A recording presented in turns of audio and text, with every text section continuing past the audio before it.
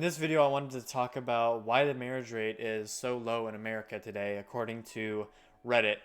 I figured it was something I wanted to talk about, and there was a Reddit post about it, so I figured, well, let's read a few comments to see kind of what other people are either agreeing or disagreeing on when it comes to marriage and the divorce rates of today. So this one says, I'm married, but I'll offer my 2 cents from the male perspective. I have quite a few mid-30s single male friends, single not for lack of trying or desire. Online dating has really skewed the dynamic. I've got friends earning 6 figures, own houses, average looking guys who won't even create a profile on dating apps because they've heard how brutal they are and don't think they're physically attractive enough. I had one friend tell me they planned on getting tattoos first time in his mid-30s because he read that tattooed men have better luck on Tinder and he wasn't getting any matches. What the F? On the other end of the spectrum, I have male friends who are objective fives that have zero self-awareness. Social media has kind of ruined their concept of acceptable attractiveness in a spouse. So the women they're pursuing just simply out of their league physically. It's never going to happen. Our parents and grandparents just picked the person living within a 10-mile radius they got along with best.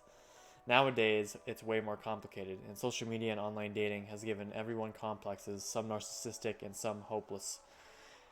I tend to agree with what he's saying here. I would say it's not only the guys that are skewed, but it's also the women. Everybody feels like they deserve, for whatever that means, higher. They deserve more than they really should in a partner.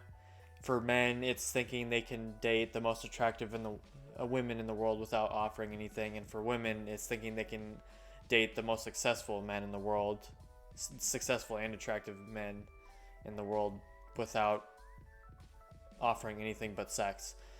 It's really unfortunate nowadays that it's what it's turned into, but it's like the saying, it's just the way it is now, unfortunately. I'm not really sure how exactly we're going to be able to fix this. These dating apps, while they may have been intended for good, are just doing more harm than good nowadays, unfortunately, just because of how top heavy it is for the semi-successful guys that use these, because the super successful guys aren't using dating apps. It's just how it is, except for maybe like hookups, and then these women get mad that the guys left them out to dry, and it's like, well, yeah, it's because you were easy. I don't know what else you want me to say about it. It's just gonna happen when all these women are swarming. Then of course they're not gonna just lock down to one. It's just not, especially if they're not held to any religion or anything. Like they don't care, obviously, because there was a reply to this comment that says gender ratios are really skewed on most dating apps. Dating app companies will even make up fake profiles and interact with you themselves to keep that premium membership money coming in.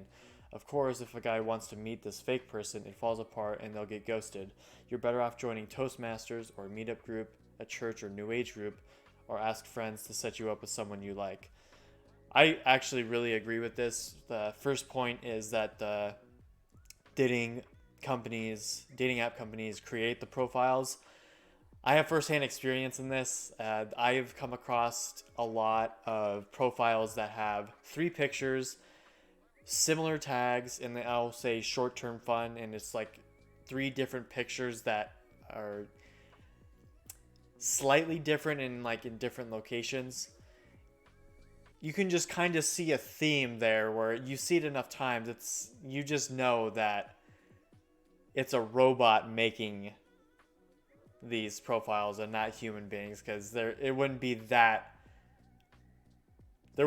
much repetition in these profiles. I mean, there should be at least a little more to it. Yeah, but I mean, they got to keep people on the site somehow. Got to give men some false hope anyway. And then as for the joining Toastmasters or meetups and things of that nature, I agree as well. Not only would you learn the skill to actually interact with people in real life instead of behind a screen or over the phone, But it's also, you can build up a rapport in person as well that you just can't get over the phone. You can't, there's no humor over the phone or through a screen anyway. There's no interaction, no flirting. There's none of that. It's just a picture. So I think that's really the biggest reason why the dating apps are just so tough, except for the very, very attractive and the very successful people out there. It's just so hard to get your personality, your uniqueness through the screen to the other person, because obviously you don't see theirs and they don't see yours. And that's just unfortunately the way it is nowadays. The next comment here is the middle class is sliding down to poverty. That probably has something to do with it. Yes and no. It's, I kind of see where he's coming from.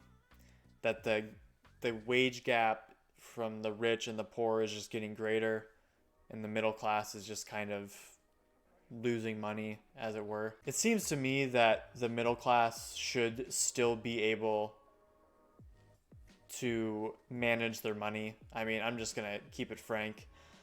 There are a lot of expenses in life that we spend money on that we don't need to spend money on. And if you are entertaining purchases that you simply can't afford, then that is your fault. I might get some flack for that, but as somebody who doesn't earn a lot of money, I am still able to get by just fine, just by knowing what I can and can't buy. And that's just the way life is. You just have to know how to manage your money. Now, obviously, it gets more expensive when you have a family and kids and things like that. But like I said, I mean, where there's a will, there's a way. You'll with enough determination, you'll figure out how to make the money. And that's just how it's going to be. And in terms of how that applies to dating, it's also kind of hard to say, because for the dating apps anyway, it's quite easy to sell yourself above where you're at.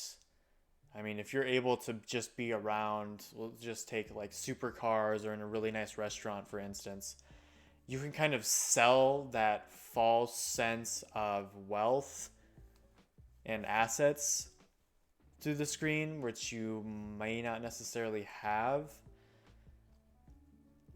So the comment of middle class sliding down to poverty, I'm not 100% sold on that. I would have to see some more statistics on that. Another comment you have here is, I guess you have three phenomenons: people who cohabit, not officializing an exclusive partnership; people who check out of the dating market; people who can't find a partner. I do agree that there is a lot of people cohabitating nowadays.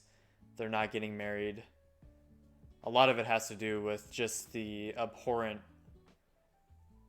marriage laws for men. It is almost like a trap nowadays without a prenup for men to get married, because the women will just simply be able to leave and then take half of his stuff. Ever since no fault divorce, it has just become worse and worse. I don't care what people say, it just is. I've heard the arguments that they care about people's happiness and stuff. Though they don't. Stop it. No, you don't. This goes back to the whole thing about feelings. Feelings fluctuate so much. It's like, if you haven't thought about it enough to the point where you're going into a marriage to get married, and then you're in it and then you want to get out of it, you should have thought a lot harder about getting married. I mean, that's really my opinion on it. Marriage should not be something that you can easily get out of because you feel like you want to be with somebody else one day, or you're tired of somebody. I think both parties should try their best to be the best possible partner to each other they can be. And once they are married, they need to learn to be that. The responsibility lies both on men and women equally. They should both be trying to improve, to be better for one another. Because that's really what a marriage is supposed to be. Trying to improve each other to then move farther in life together. If you haven't thought about it that deep before getting married, that's on you. Another comment here: a stable marriage requires not one but two people that aren't financially, emotionally, socially miserable, and they even need to find each other first.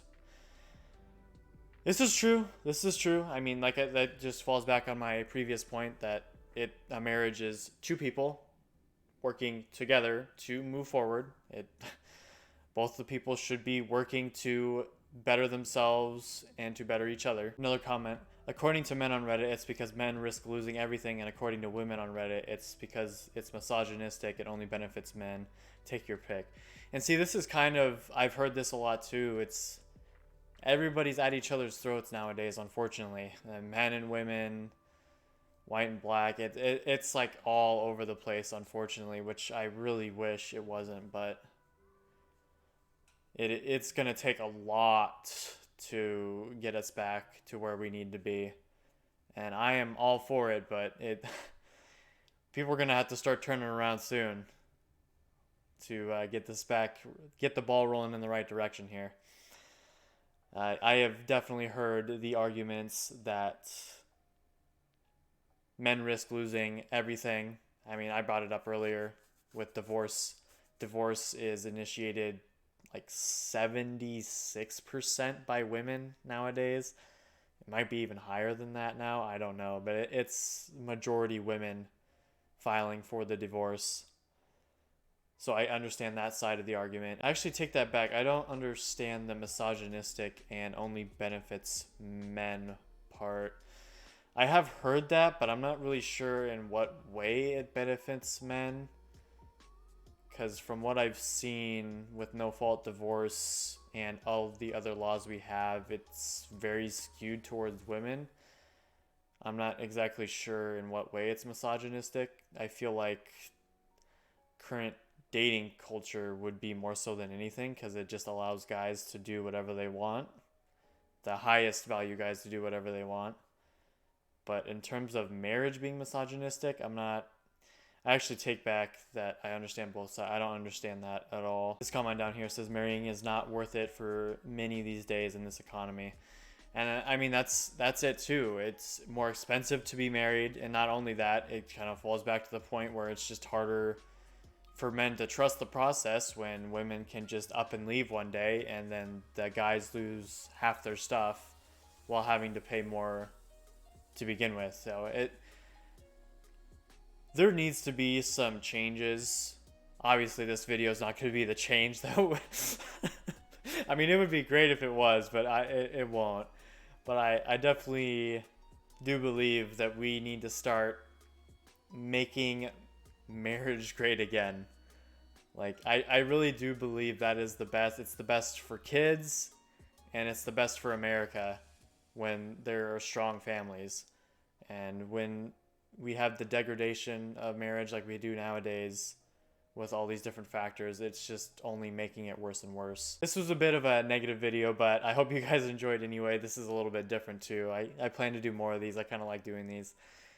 If you guys liked the video, make sure to leave a like and comment down below what your thoughts are on all of the different things with marriage that are happening nowadays, and just the absolute show that America is in right now. Hope you guys enjoyed it, and hope to see you around. Peace.